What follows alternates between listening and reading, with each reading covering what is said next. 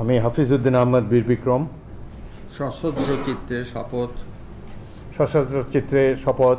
অবসরপ্রাপ্ত মেজর হাফিজউদ্দিন আহমেদ বীর বিক্রম মুক্তিযোদ্ধা, সাবেক সেনা কর্মকর্তা ও প্রবীণ রাজনীতিবিদ। দীর্ঘ রাজনৈতিক অভিজ্ঞতার এই মানুষটি ত্রয়োদশ জাতীয় সংসদের স্পিকার হিসেবে নির্বাচিত হয়েছেন। বৃহস্পতিবার সংসদের প্রথম অধিবেশনে কণ্ঠভোটের মাধ্যমে তাকে স্পিকার নির্বাচিত করা হয়।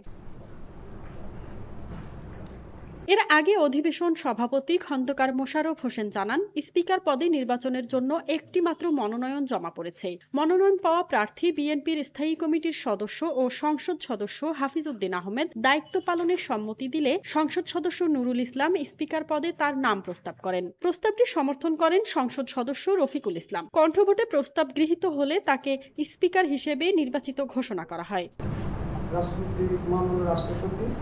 মহান মুক্তিযুদ্ধে সাহসিকতার জন্য হাফিজউদ্দিন আহমেদ রাষ্ট্রের তৃতীয় সর্বোচ্চ বীরত্ব পদক বীর বিক্রম লাভ করেন। সেনাবাহিনী থেকে অবসরের পর তিনি সক্রিয়ভাবে রাজনীতিতে যুক্ত হন। ভোলা ৩ আসন থেকে তিনি ১৯৮৬, ১৯৮৮, ১৯৯১, ১৯৯৬ এবং ২০০১ সালে বিএনপি থেকে সংসদ সদস্য নির্বাচিত হন।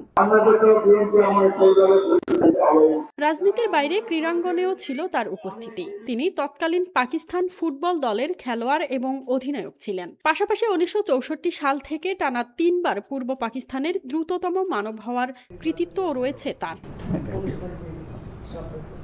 মাঝহাবিল মৌ, RNB নিউজ।